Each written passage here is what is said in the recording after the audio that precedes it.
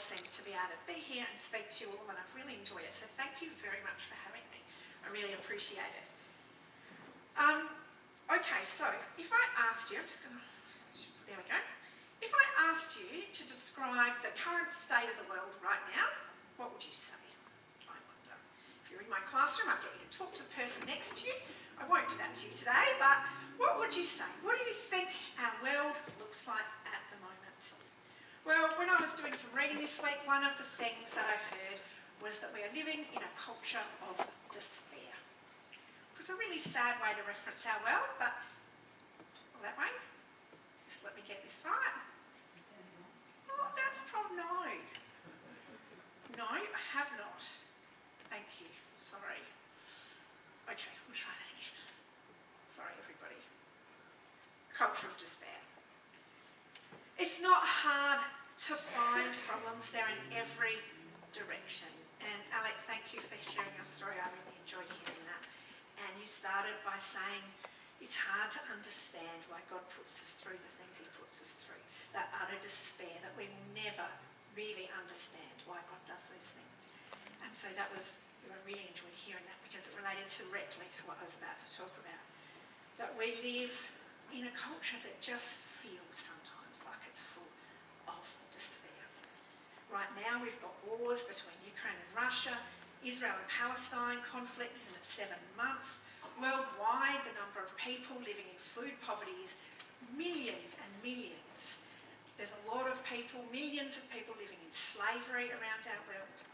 Here, I'm sure in Whyalla, in your local community, there are lots of different problems. As I was talking to some people last night, I was hearing that there's no longer a midwife in Whyalla. You can't have a baby here. There's just so many things, from the very big in our world to the small. And then as we move into our Christian world, we know that around 6,000 Christians are persecuted and martyred every year for their faith.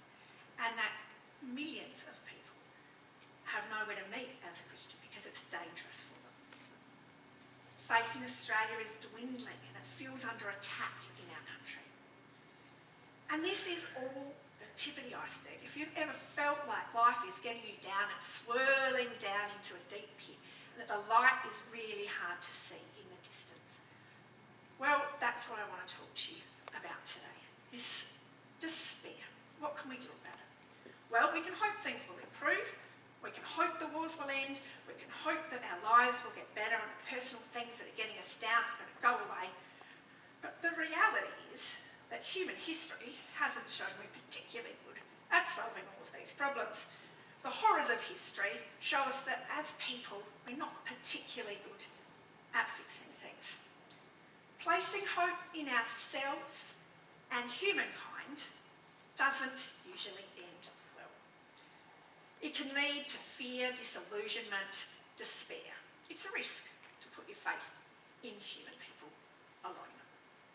So how do you respond to the difficulties, issues and despair swirling around you? Do you focus on what's right in front of you? Do you say, right, I'm going to enjoy this moment, I'm going to do this and just one thing at a time? Do you hide your head in the sand, put your head in your hands and just not think about it? Do you sweep things under the carpet so that you don't have to confront them, no conflict makes things go away? Do you write a bucket list? I'm going to go and jump off a cliff, I'm going to drive out of a plane, I'm going to see everything I can, I want to achieve everything I can. What do you do? And not all these things are bad things, but what do you do to fill that void? Well, how do we respond to our culture of despair? How do you react in life's difficulties? A Roman poet said, while there is life, there is hope. And hope is just this little glimmer of light we focus on in the darkness. So today, I want to take you on a bit of a journey of hope. To hope. And there's so many Bible passages that focus on hope, but I'm going to look at today Hebrews 6, verses 13 to 20. And we're going to look at 3 different aspects of hope. What is hope? How to stay in hope? And what is our hope in? So, first thing, Hebrews. I'm going to read this passage to you. If you have a Bible with you, feel free to follow along. I have also got it on the screen, so feel free to follow along. When God made his promise to Abraham, since there was no one greater for him to swear by, he swore by himself, saying, I will surely bless you and give you many descendants. And so after waiting patiently, Abraham received what was promised. People swear by someone greater than themselves, and the oath confirms what is said and puts an end to all argument. Because God wanted to make the unchanging nature of his purpose very clear to the heirs of what was promised, he confirmed it with an oath. God did this so that by two unchangeable things, which it is impossible for God to lie, we will have fled to take hold of the hope set before us, which we may be greatly encouraged. We have this hope as an anchor for the soul, firm and secure. It enters the inner sanctuary behind the curtain, where our forerunner Jesus entered on our behalf. He became a high priest forever in the order of Melchizedek. It's Hebrews 6, 13 to 20. It says 19 to 20, but it's actually 13 to 20. So. And excuse the fact that my slide has gone right off the screen, so hopefully you can work out what it says. So, there's a lot of things in that passage, and there's a lot that we could address. But why has the author in Hebrews, they're talking about hope? Why? Well, at the time, this was a time when Christians were being highly persecuted, and they needed some encouragement. They needed to be encouraged to understand what was happening in the world around them. They were getting a little sluggish, a little slack. They weren't leaning towards God in the same way, and they needed encouragement. The author makes an interesting choice here to go back in time and talk about Abraham. Right back to the beginning of Genesis. And I think there's three reasons that we use Abraham as an example for hope. As an example of what hope looks like and how to behave in hope. The first one is this shows us God's character. It talks about how God is unchangeable, how God's purposes are unchangeable. God's purpose has not changed for us and for humanity. God is a promise-keeping God. He has given oaths and promises, and God keeps his promises. God is an unchanging God. He doesn't change. His nature doesn't change. It remains the same. And God cannot lie. God is a God of truth. God is truth. And therefore, we know the character of whom our hope is in. As a Christian person, as a person who knows and believes in God, our hope lies in God. The second thing that this passage shows us here, the beginning part, is what living in hope looks like. And we get Abraham's perspective here of what he who lived in hope looks like. This promises that it's referencing. You may know that Abraham had a son very late in life when he was very, very old. I can't even imagine the thought of trying to have a child at 100 and look after it. You're going to need a lot of barocca to get through that. But that was what Abraham did. But this isn't the promise that they're actually talking about in this passage. The promise that's actually talked about is the promise that God makes to Abraham after God asks Abraham to go up the mountain and sacrifice this much wanted son. He asked him to go up and sacrifice the son that he had desperately wanted, that was going to fulfill the promise of descendants forever. And Abraham obeyed. He did what he was asked. And God blessed him, and he provided another sacrifice. A sheep in his place that was there. And that's what God does for us too. He provides things for us in ways that we don't always expect. God's faithful to Abraham, and we see Abraham's hope was so strong that even though if he had sacrificed his son, those promises would have been forgotten. That would have been nil and void. Abraham was obedient. He had faith. He trusted God. And he believed in the promises of God. And the third thing that I think is we see in this passage is that, Mine's the third thing, but that's okay. There is a third thing. Oh, that we are heirs of this promise. So the promises that were given to Abraham, we are the heirs of those promises. We are the descendants and the heirs of the promises. So, sorry, I just lost my spot there for a minute. Abraham waited. It says there's a verse in there that says, and so after waiting patiently, Abraham received what was promised. Now, I don't know, what do you like at waiting? Are you a good waiter? Are you good at waiting in the line? Are you good at waiting in general? I was talking to my daughter and I asked her, I need a waiting story. Have you got a story of someone with waiting? And she said, oh, Mum, don't you remember the airport in Rome? Oh, yes. And the airport in Rome was what I would call the worst waiting person I have ever come across. We had been on a flight to Rome. I was travelling with 4 children. There we are, we've got most of our luggage, we're missing one bag. We have waited at the carousel for about 50 minutes, nearly an hour, for this bag that didn't show up. So we then went and lined up in a line that seemed to have no one serving it. There was no one else anywhere, there was no checkouts open, there was nowhere to go, and this line was long, like really long. And we waited, and we didn't move, we didn't go anywhere, it didn't seem to be going. The lady in front of us, it was hard to have empathy for it, but she was standing in front of us, complaining to me with my 4 children about how she shouldn't have to be waiting in this line. Now, her reasoning? Well, she was a special passenger. She had a very high level of frequent flyer status. She had big connections. She knew lots of people, and there is no way she should be standing in this line waiting. Why should I have to wait? I pay a lot of money for this status. I pay a lot of money to get in this position. I'm in a better position. I shouldn't have to wait. And she truly believed it. And she's standing there with everyone around her is also waiting, explaining why she should be popped to the front of the line and dealt with better. Then she actually gets on the phone and starts talking to different people at the airline to say how this is not acceptable. She didn't wait well. But we see that Abraham waits well, expectantly, for God.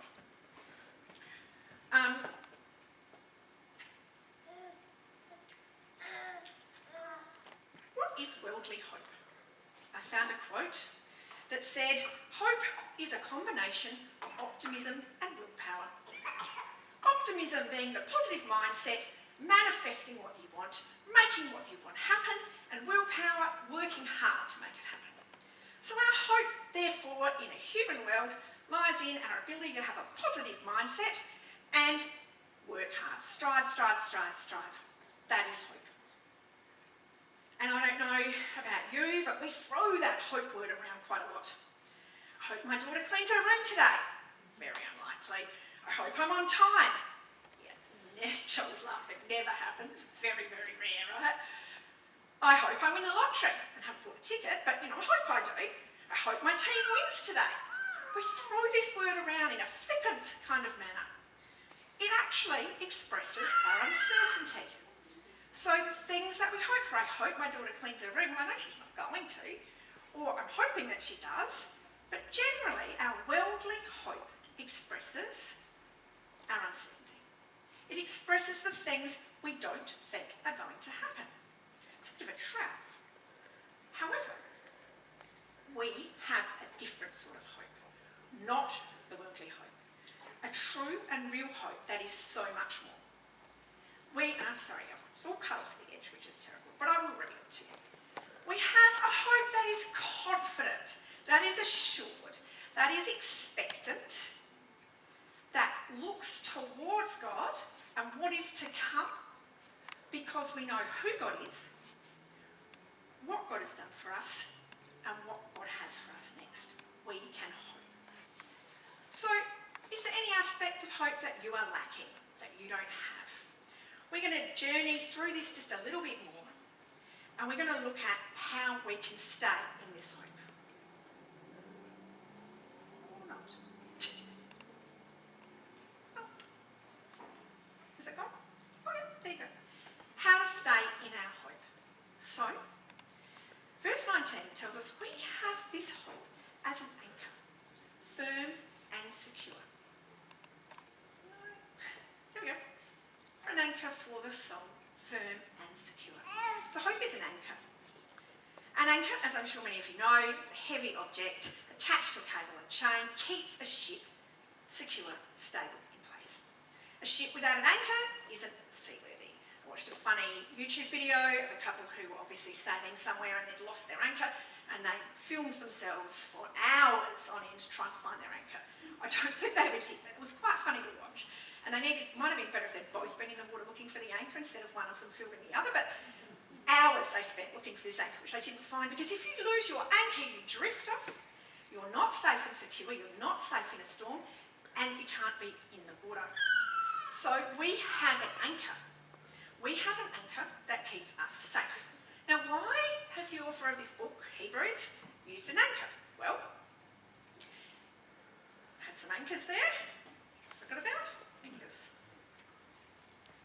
In the catacombs, which are like 600 miles of tomb-like chambers where Christians would meet together, there's been over 36 findings of the symbol of an anchor.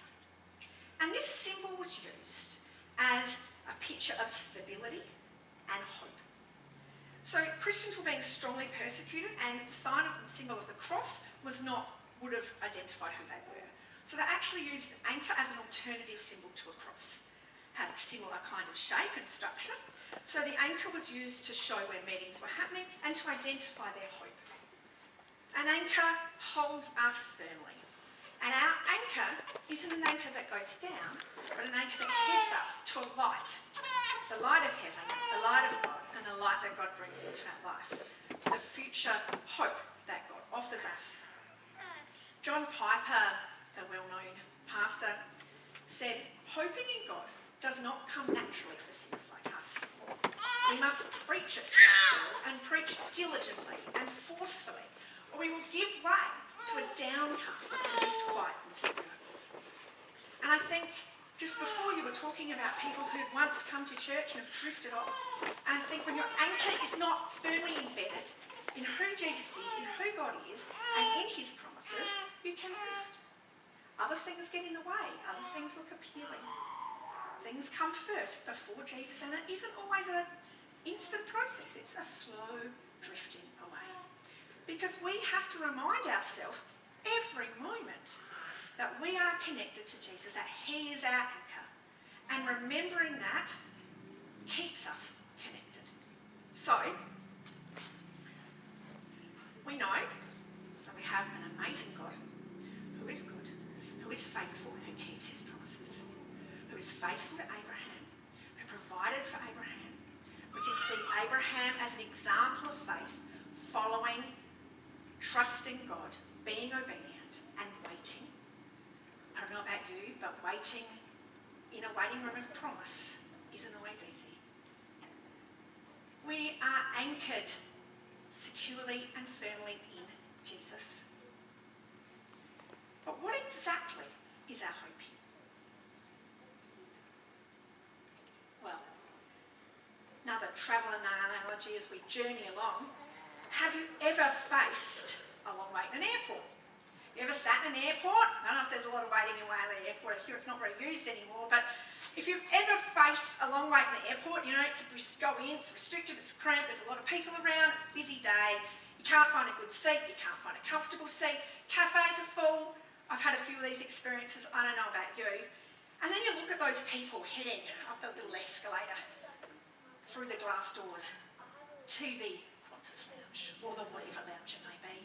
And they're going up to get their free food and their glass of wine and have a lot more space and sit in a comfy lounge with space for their luggage and don't have to worry about it quite so much. And it's a bit more exclusive, it's a bit more special, with a few more little rights in there. But yeah, sometimes that gets pretty busy too. They can get pretty full. So, you know, if you want the next level, there's the business class lounge, right? That's even more, it's just got less people. It's less crowded.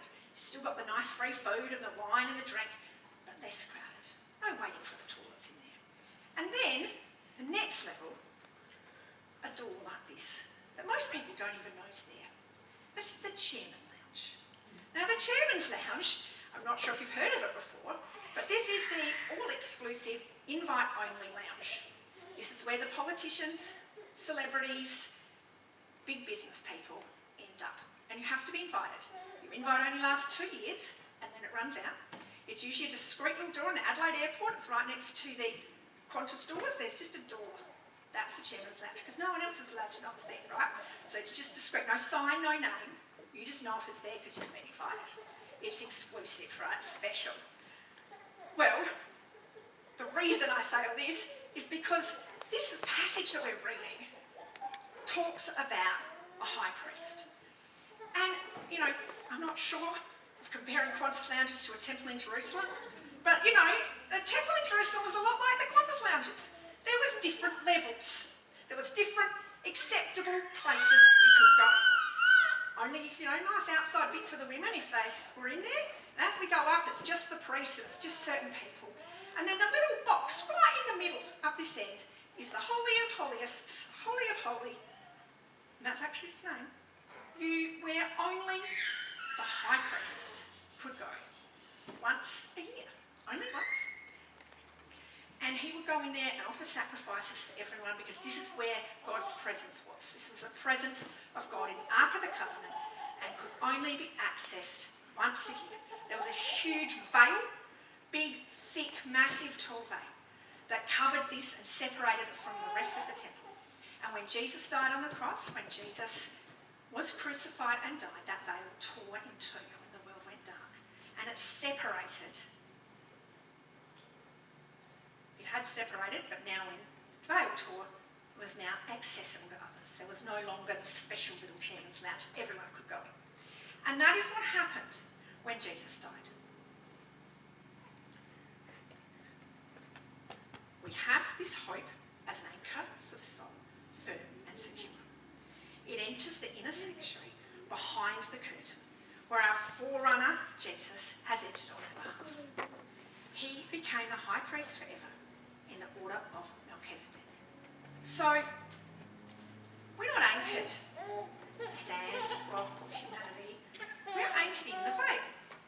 Strange terminology, isn't it? You know, next time you're walking down the street and want to share the news of God, just say, hey, we're anchored in the veil. I'm sure it'll work. It's a strange image. You know, picture a sturdy anchor thrown in amongst a red curtain. That's kind of what the story is, right?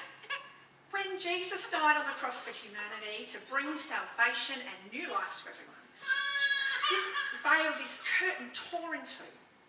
And we have access to the presence of God. We all have access to Jesus. Jesus, the Son of God, has allowed us to know him. He has allowed us into his presence. And I want to read a quote from a guy, not saying any better than he did. Chad Bird was his name, and he describes this really well, so I'm going to read it because I don't think I can do it the justice that he has. It's one of the strangest and most beautiful images in Scripture. Christ, our priest, an anchor within the Holy of Holies. This man who is flesh of our flesh, bone of our bone, is united to us inextricably. He is as close to us as heat is to fire, as wet is to water. He has chained us to himself in a bond that cannot be broken, while offering up his own body for us on the cross. He was thrown upward, sailed through the firmament, passed through the celestial courts, ripped into the veil that hang between heaven and earth, and lodged as an anchor into the gold-plated ark of the covenant before the Father's throne of grace. Christ has anchored himself in heaven's holy places. He's gone before us.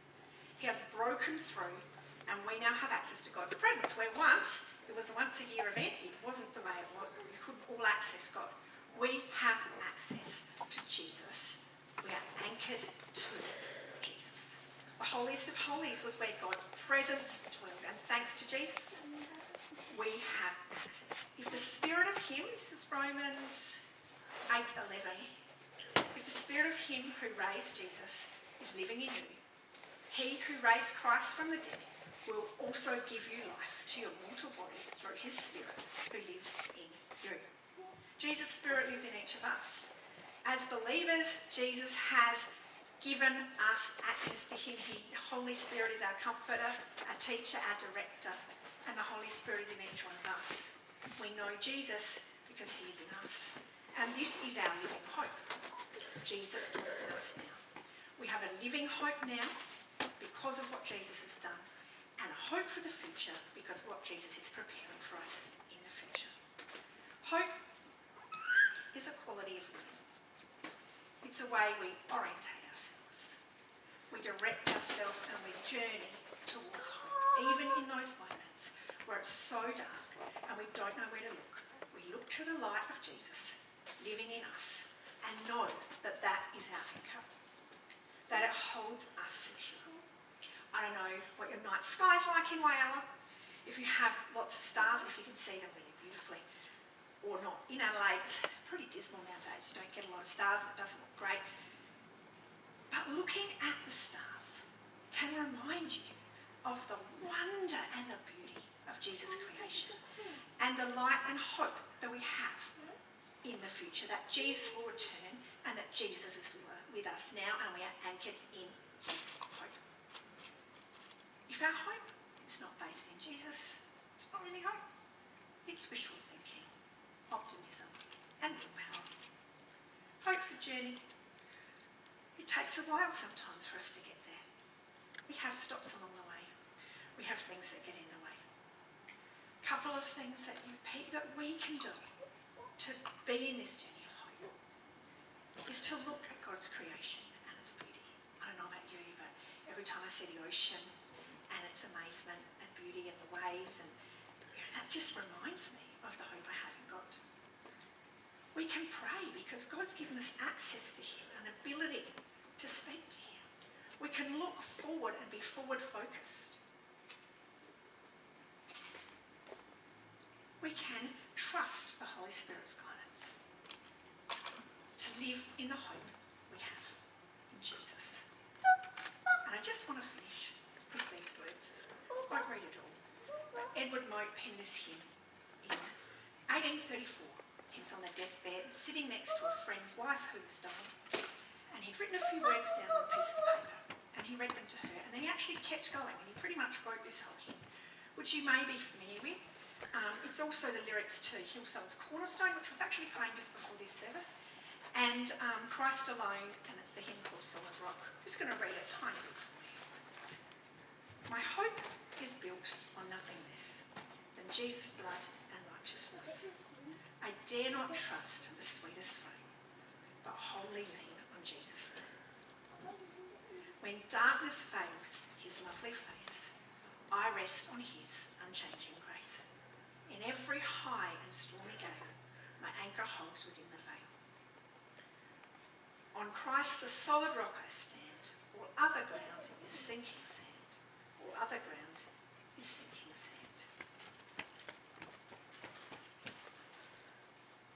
If you would like me to pray with you after the service, I'm going to be sitting down the front and I would love to pray with you. God works marvellously through prayer. He is with us and present with us. So if you would like me to pray for you in anything,